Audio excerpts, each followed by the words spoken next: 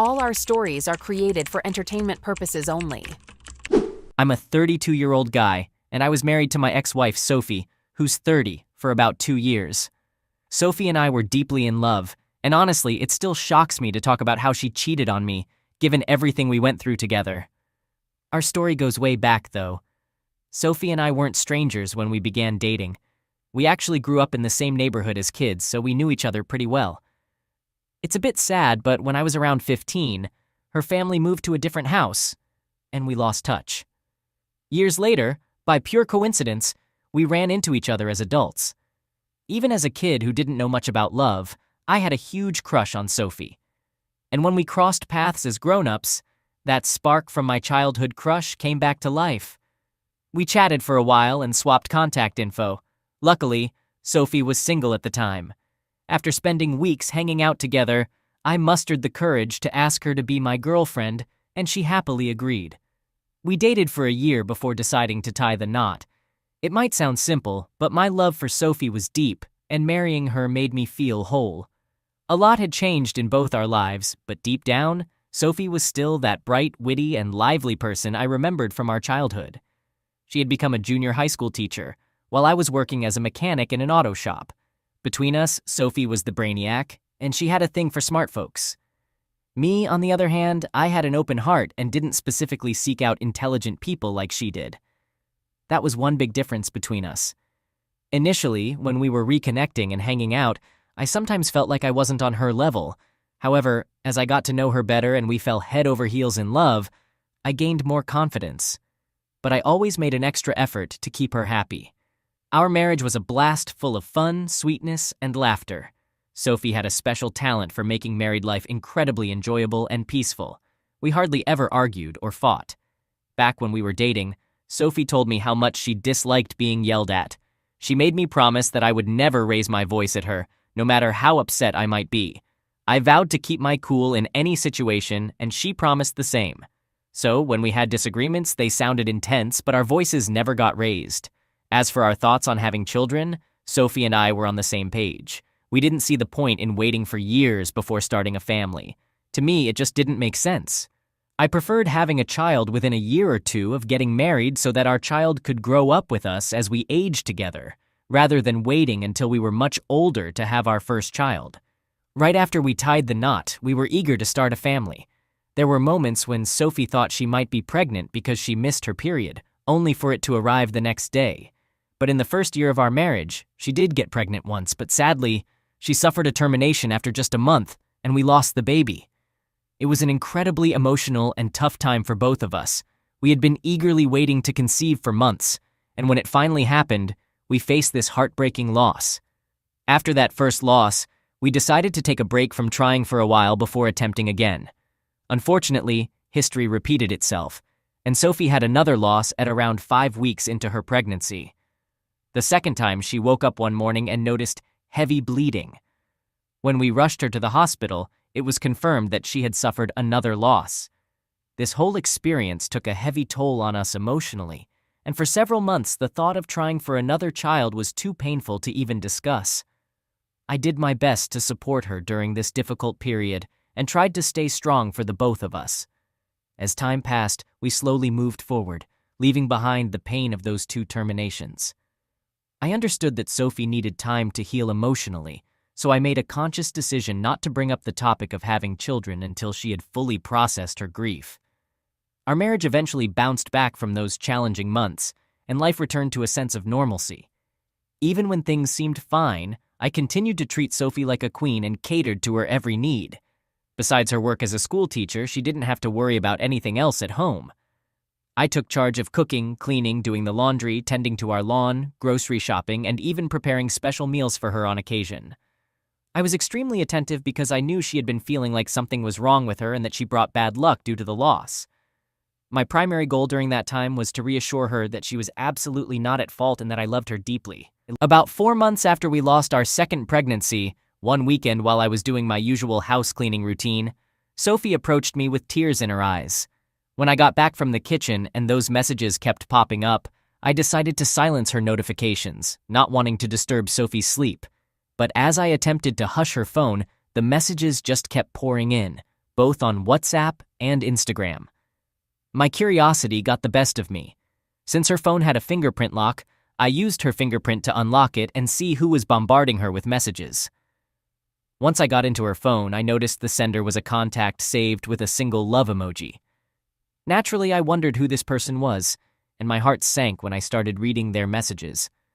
From their conversation, it became evident that she was chatting with a guy who kept asking about the well-being of my baby and inquiring about her health and pregnancy. I had to go through their messages repeatedly to grasp the situation, trying to figure out if he was a doctor or something. After some digging, I determined he wasn't. Meanwhile, I was also checking out her Instagram. To my surprise, the same guy had messaged her there, and shockingly, he even sent her a picture of his private parts. I wouldn't have known about their Instagram communication if it weren't for that message.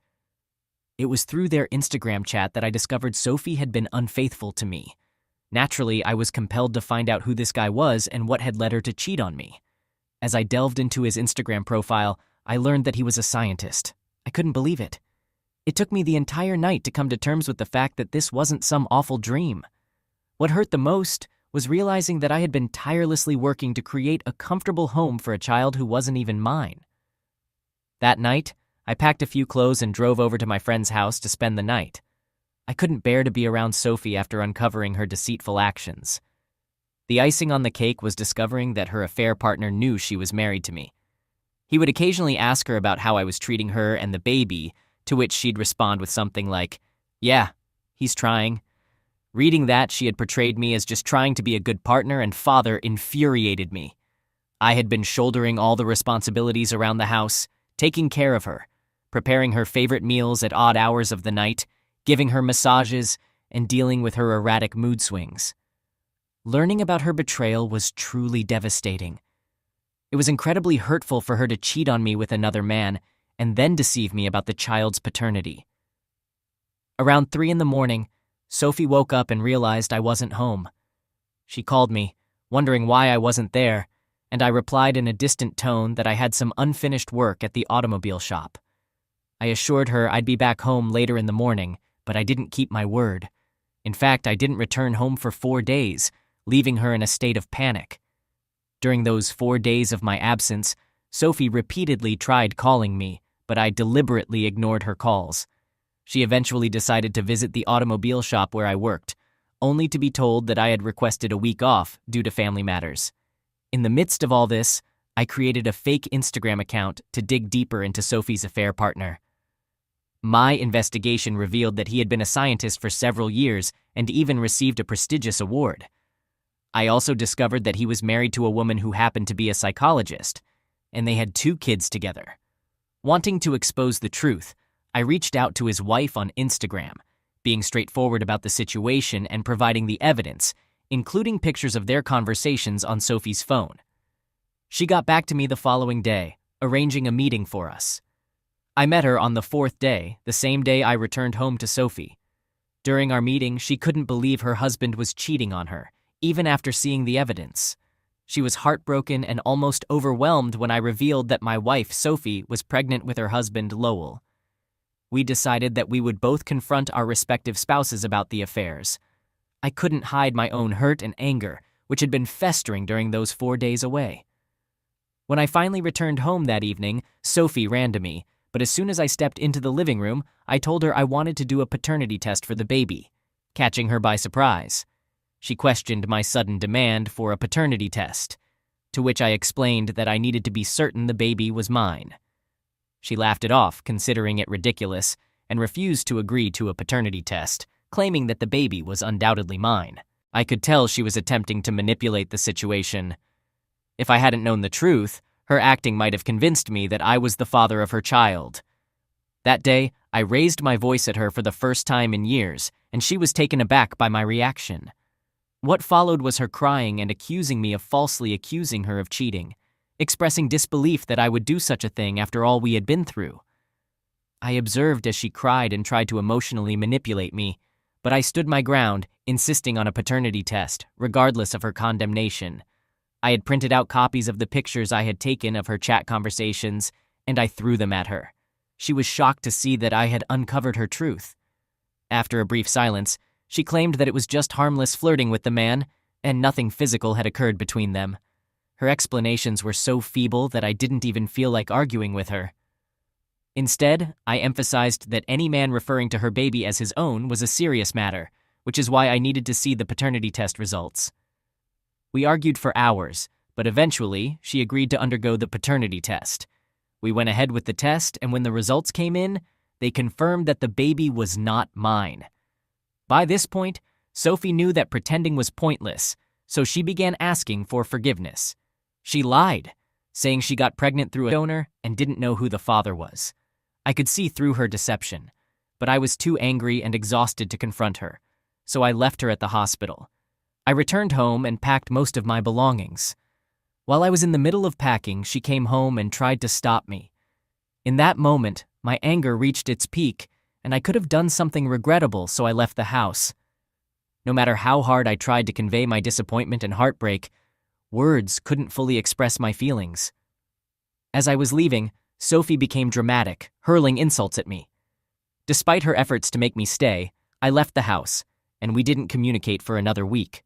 She called me daily, leaving various voicemails of her crying, shouting, and pleading. It was as if she had multiple personalities. Just 2 days ago, her parents called and berated me. They labeled me a deadbeat father and claimed I was the worst father any child could have. Honestly, I was in no mood for drama, so I wanted to quietly divorce Sophie without disclosing her infidelity to anyone.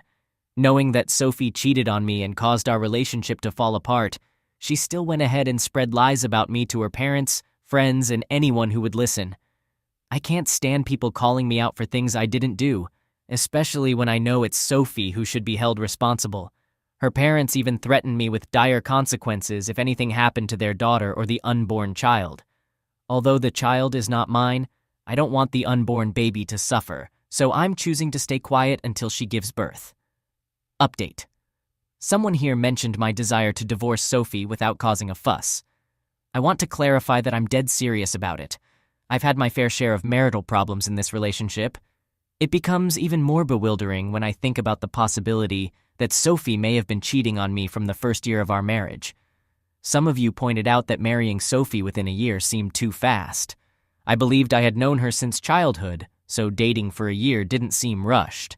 But all of that is in the past now. Last week, I made a public post on Facebook hinting at the heartbreak Sophie had caused and how our plans were shattered. A Facebook friend of Sophie reached out to me after seeing the post. You know how social media connects people? He happened to be a fellow teacher at Sophie's school, and he mentioned that he had something important to share about Sophie. I agreed to meet up with him, and he dropped a bombshell. Sophie had been having affairs with some of the fathers of her students. At first, I couldn't believe what he was saying until he showed me a short video he had secretly recorded a while ago. According to him, Sophie had a penchant for getting involved with the fathers of the bright kids in her class, and it seemed like she was pursuing them aggressively. He claimed he wanted to help me avoid trouble, which is why he decided to share this information. Additionally, he mentioned that the school was aware of Sophie's misconduct, which was the real reason she was let go from her job, not because she chose to quit. It meant that during the time I was struggling to take care of Sophie while neglecting myself, she had been cheating on me. It had to be the only explanation because her income didn't change one bit. Every morning she'd get all dressed up for work and return home around the usual noon. She'd even spin these stories about how much fun she had with the kids in her class, which I now know were total lies. Saying I felt used by Sophie would be a massive understatement. I've never been deceived, used, or manipulated like this by anyone before. Hearing all of those revelations stirred up a level of anger in me that I didn't even know was possible. In the meantime, I've already contacted a lawyer to start the process of getting our divorce papers sorted. Once the divorce is finalized, I'm not entirely sure what my next move will be. But rest assured, I'll keep you all updated on how things progress with Sophie and her never-ending dramas. I'm eager to hear your thoughts and comments on this. Update. As you all rightly pointed out, taking Sophie back would be like shooting myself in the foot. I no longer have any love left for her, and I don't even feel an ounce of pity. If she could pull off something this terrible while I was doing everything I could to be a good and supportive husband to her and to what I believed was our child, who knows what else she might do? I'm not exaggerating here. A person like Sophie is capable of anything. So I finally decided to confront her parents, who had been incessantly calling. I went ahead and shared the pictures of the conversations between her and her affair partner in their WhatsApp family group chat. I also sent a lengthy voice note to explain everything just in case anyone had trouble reading. All of this happened before my final showdown with Sophie. I told her straight up that I knew about her affairs with multiple men, and that the father of her child was actually a scientist. The look on her face showed that she didn't see that coming. She had already lost weight from all the crying, pondering, and begging for me to talk to her over the past few days. I thought she'd continue to plead with me, but she knew her time for pretending was up. Instead, she got defensive and admitted to having an affair with the scientist. She even shamelessly told me she did it because she wanted good genes for her baby, not my supposedly weak and dumb genes. I couldn't believe she said that to my face, but she did. What she didn't know was that I had already reached out to her affair partner through his wife and informed them that I had discovered Sophie was a serial cheater. I knew Sophie didn't show any remorse when she admitted to the affair because she was probably expecting hefty child support payments from him. Unfortunately for Sophie, her affair partner also wanted to reconcile with his wife, so he insisted on a paternity test, too. Shockingly, the results showed that he wasn't the child's father either. It turned out that during that time, Sophie had been with multiple partners, including me, the scientist guy, and 2 other men, one of whom was the father of her students. She couldn't determine who the real father was. About 2 weeks later, after her affair partner learned he wasn't the father, my lawyer sent her the divorce papers. Initially, she refused to sign them, claiming that I had ruined her life and that I had to stick with her. It was quite a laughable situation. On a different note, when her parents discovered that she didn't know who the father of her child was, they disowned her in shame. Eventually, she gave in and signed the divorce papers, and we are officially no longer together. She attempted to outsmart me but ended up losing everything, including her family. Now she'll have to raise the baby on her own, and I genuinely hope she can find the baby's father. I want to express my gratitude to everyone who suggested I contact her affair partner in my last update. It played a significant role in revealing the truth and bringing closure to this chapter of my life. All right, that was a fun story. Now let's move on to another exciting one. Stay tuned and let's dive in. I'm a 34-year-old male, and I married my wife, Nina, who is 29 years old, 5 years ago. It feels like just yesterday when she moved into our neighborhood and came to my doorstep with a plate of homemade cookies. She baked those cookies as a friendly gesture to get to know her new neighbors. It's not every day you see someone serving homemade cookies to their neighbors.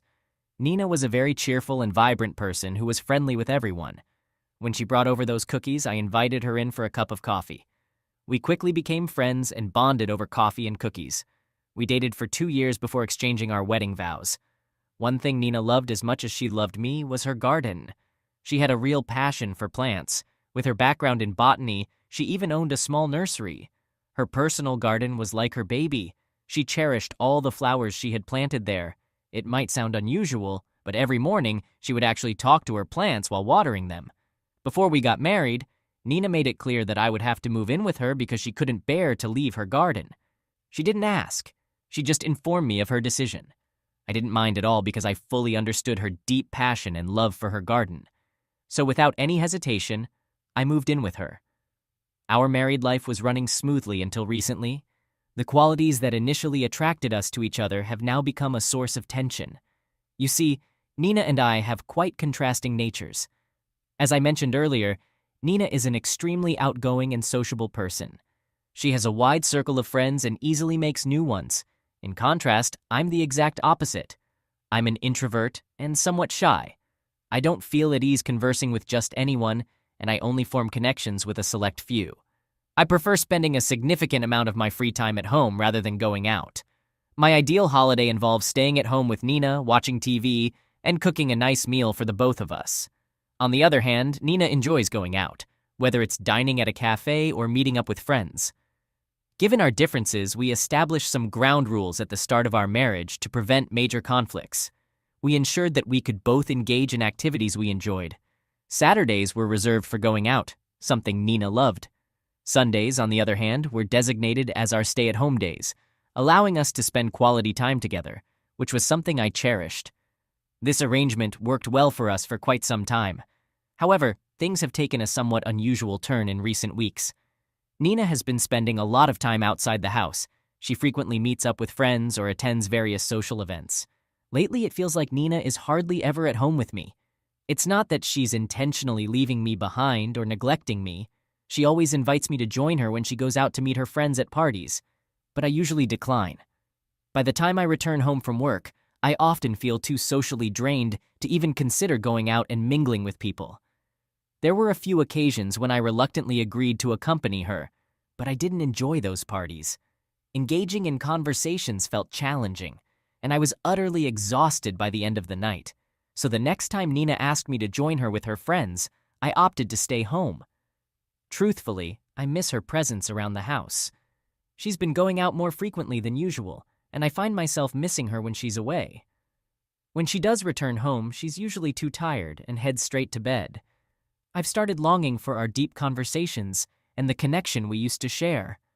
I don't want to be the type of husband who prevents his wife from pursuing her interests. I want her to go out and do what she loves. However, it seems like Nina might not be as interested in spending as much time with me, and that's been bothering me.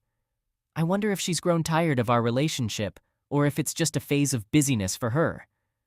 I understand that there aren't any clear signs of problems in our relationship, but after reading numerous stories of infidelity here, I find myself being more cautious and not wanting to overlook any potential red flags.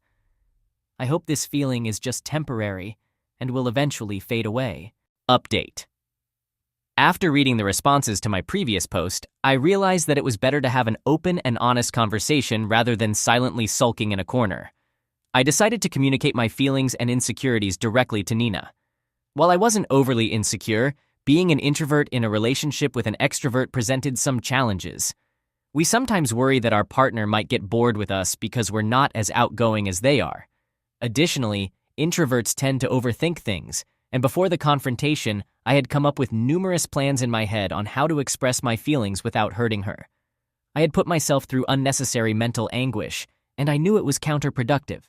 The best approach was to have a straightforward conversation with her and share the concerns on my mind, then work together to find a solution.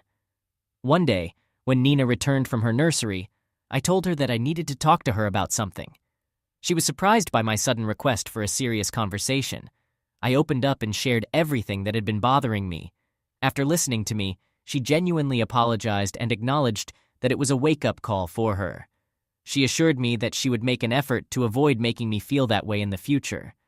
Nina explained that she had been going out frequently because many of her friends were in town after a long time, but she was willing to return to our previous routine that we both enjoyed. I was relieved that Nina responded to the situation with maturity and understanding rather than dismissing my feelings or becoming defensive. She respected my emotions, and I appreciated her for that. We both agreed that having an open and reasonable conversation had been the right way to address the issue. It felt wonderful to have a conversation like two adults deeply in love and understanding each other. Following that day, Nina and I returned to our previous routine where we made time for each other, and I believed that things would improve for us. And for a while, they did get better. However, this positive change didn't last long. About 2 weeks later, Nina started behaving the same way as before. She began coming home late from the nursery, frequently hung out with her friends, and I found myself alone at home as usual. What was most surprising and concerning was that I noticed Nina had started neglecting her beloved home garden. I had always been certain that Nina cared more for her garden than she did for me. It was like her baby. Seeing her disregard it was unsettling. This made me realize that something wasn't quite right with Nina, and something else had taken priority in her life over us, me and her garden. One day, out of boredom, I decided to water the plants in the garden since Nina wasn't around. That's when I discovered that one of the plants had died. It was alarming because I knew how much these plants meant to her, and she would never be so careless with them. When she came home that evening, I showed her the dead plant. To my surprise, Nina had no idea about it. She left her dinner half-eaten and rushed to the garden to check on her remaining plants, with me following behind. Nina was truly saddened when she saw the dead plant. Although she didn't burst into tears, she was visibly upset. She blamed herself, acknowledging that her busy schedule and social life had caused her to neglect her garden. Nina kept blaming herself and vowed to prioritize her responsibilities from that point onward. I just looked at her, hoping she would return to her usual self. From that day on, Nina became extremely attentive to her plants, taking excellent care of them as she always had. Interestingly, she didn't cut back on her social outings. She began waking up early to tend to her plants before going out in the evenings. Spending time with me seemed to be of little concern to her. Her primary focus was going out and nurturing her beloved plants, which she affectionately referred to as her babies. I know it might sound irrational and bizarre, but I've started feeling somewhat jealous of her garden and her friends. I've already discussed my feelings with her, and she initially promised to divide her time equally, but now she's reverted to her old routine. I don't feel like having another confrontation. It would make me feel foolish. I genuinely want to resolve this issue, but I don't want to discuss it with her again. So I decided to create some distance between us. 2 nights ago, I did something foolish. When I returned home from work, Nina was already there. She kissed me and mentioned that she was heading out to meet a friend. She had set up dinner for me, but I was angry, though I didn't voice it. As soon as she left, I left the house as well. I didn't even touch the dinner she had prepared on the dining table. Instead, I called an old friend and spent time with him. I don't have many friends, so we had a lot to catch up on after not seeing each other for a long time. My friend left around 9, but I didn't return home. I went to a bar and spent hours there. I don't typically drink much, but that night I got quite drunk. I had no intention of going back home. Instead, I thought about booking a hotel room and spending the night there. So I went ahead and booked the hotel room. When Nina called me, I declined the call purposefully, not wanting to talk to her or even see her face. She texted me almost immediately, asking where I was. I made the deliberate choice not to respond. I sat on the hotel room bed, staring at the ceiling, questioning if my actions were foolish. But at that moment, I had no desire to engage with her. I wanted her to experience a fraction of the loneliness I felt every day, so I let her worry as I fell asleep almost instantly. The following morning, I woke up late due to the previous night's drinking. Unsurprisingly, I had a headache. I turned on my phone and found a barrage of texts from Nina expressing her concern. Apparently, she had been worried about me. I decided to return home, and as I arrived, Nina was preparing to leave for work. Upon seeing me, she bombarded me with numerous questions, demanding to know where I had spent the entire night. She claimed to have been extremely worried. Her tone was filled with anger, which strangely brought me some satisfaction. I didn't lie to her. I explained that I didn't want to come home to her since she was rarely there. I often found myself alone, so I opted to spend my time outside the house. This statement triggered an outburst from Nina, accusing me of seeking attention like a child. Her defensive reaction infuriated me even further. Instead of acknowledging her own faults, she shifted the blame onto me. It was frustrating. We engaged in a heated argument, holding nothing back, and exchanged hurtful words. Eventually, she left for her nursery, as neither of us was willing to back down. I needed to write this update to vent my feelings. The situation has become increasingly unbearable for me. I'm torn between wanting to follow her to see what she's up to or considering hiring a private investigator. I've simply reached my limit. Update. Guys, I have to admit, that red flag I mentioned earlier was real, and I'm relieved I didn't ignore it. So, after that major argument, Nina and I completely stopped communicating with each other. Neither of us was willing to apologize or make amends. We were both seething with anger. We shared the same house, but refused to exchange a single word. Our daily routines continued as usual. I prepared breakfast and she took care of dinner, but the silent tension persisted. This time, I had decided not to be the first one to step forward and resolve the conflict. It wasn't a matter of ego. It just didn't feel right. A week later, when I returned home from work, I walked into a surprise. The lights were off, which was unusual because Nina typically arrived home before me. I switched on the lights and was taken aback. Nina had prepared a surprise for me. There was a cake on the living room table, along with balloons and a poster that read, "I'm sorry." Nina approached me, hugged me, and apologized. I won't deny that it felt good to see her effort. She acknowledged that it was her fault for not listening and paying attention to me. We made up, and Nina even cooked my favorite meal. We enjoyed our food and had a lengthy conversation for the first time in a while. I felt relieved, and everything seemed to fall back into place. There was so much to catch up on since our fight. I had feared that Nina had grown to despise our relationship and didn't care anymore. She had appeared so indifferent, and I was afraid that our 5-year marriage was on the brink of collapse. However, she did all of this, which reassured me that she was willing to put effort into our marriage to make it work. Her love for me brought happiness to my heart. Unfortunately, that happiness was short-lived as I soon encountered the harsh reality of Nina's actions. A few days after our reconciliation, my heart was shattered in the most painful way imaginable. I was at my office when I realized I had forgotten some crucial documents I needed at home. I had worked late the previous night and had left them on the study table. My office wasn't far from home, so I decided to quickly go back and retrieve them. I drove home expecting an empty house. However, I was taken aback to see Nina's car in the driveway.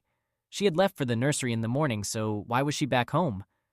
As I approached the house, I heard the voice of a man, and it sent a chill down my spine. Something felt terribly wrong. Who could be with Nina in our house at this time of day? For a moment, I wanted to flee, as I wasn't prepared to face the truth. My thoughts were in disarray as I entered the house. To my shock, I discovered her engaged in an intimate encounter with our neighbor. It was utterly disgusting to find out that she was involved with our loser neighbor. This man, AP, had recently moved into our neighborhood, and since then, Nina had been behaving strangely. I couldn't fathom why she seemed to befriend anyone and everyone. I was certain that Nina had initiated this friendship, and things had taken a darker turn. It felt like a déjà vu moment, imagining how their relationship had developed in a manner similar to how it had between us. I stood there in shock for a moment before chasing AP out of my house. My anger made me want to harm him, but more than him, I was repulsed by my wife's actions. I wanted to throw her out of the house, but it was her property. She begged me, claiming it was a one-time mistake and that they both regretted it deeply. She asked for a chance to make things right, but I couldn't bring myself to believe her. Though I didn't need to prove my instincts to her, I had a strong desire to expose her betrayal. I headed straight for the door camera, realizing that it might have captured the person who had entered my house. We had never once checked the camera's recordings in all the years we'd lived here. Our neighborhood had always been safe, and we had never faced such a situation. But now, it was time to put that camera to use. I opened the footage in front of her and began playing recordings from the past few days simultaneously. I fast-forwarded to the afternoon when she was with him. The recordings made it painfully clear that this wasn't a one-time occurrence. I felt a surge of anger towards both of them, him for his despicable actions and her for her betrayal. Without saying a word, I packed my bags and left the house. She begged me to stay and talk, but I simply pushed her away and walked out. For now, I've checked into a hotel while I figure out my next steps. I'm in contact with the divorce lawyer and looking for a new place to live. I've blocked Nina on all channels, and even after a week, I still see her messages in the spam folder, but I can't bring myself to read them as it fills me with anger. I'll provide an update once this chapter of my life comes to a close. Update. When I made my last update, my mental state was in a pathetic condition. But as I write this now, I realize how far I've come on the path to healing. During that dark period, revenge consumed my thoughts. I yearned to devise a plan that would inflict the same pain on Nina that she had caused me. I wanted her to experience the anguish I had felt. I began plotting my revenge relentlessly. It became an obsession. I felt I needed to get even. Nina couldn't escape unscathed after what she had done to me. I brainstormed various ways to make her suffer, but life had other plans, and I eventually moved on after the divorce was finalized. I had intended to provide an update once the divorce was settled, but I didn't want to revisit my past through this thread, so I chose to ignore it. I apologize for that. I did respond to all the kind individuals who checked up on me through PMs and comments. About a week ago, Nina reached out to me through a new email address as I had blocked her on all previous platforms. She conveyed that she was in a miserable state on multiple fronts. She shared with me that AP had betrayed her in the worst possible way. Shortly after our divorce, AP moved in with her. As I mentioned before, he was a lazy individual without a proper job, relying on Nina's income. At Nina's request, he began working at her nursery to assist with the workload, but that's when he started his scheme. He began shipping nursery plants outside and selling them at lower prices to pocket some extra cash. Nina quickly noticed the disappearance of these plants. When she confronted him, he claimed they had probably been stolen during the night. Meanwhile, he managed to obtain ownership papers for the nursery and sold it to make a quick fortune. Afterward, he vanished with the money, leaving her in the lurch. Nina was utterly devastated, having lost something that meant the world to her. Now she finds herself in a dire situation, lacking emotional support and facing financial struggles, completely alone.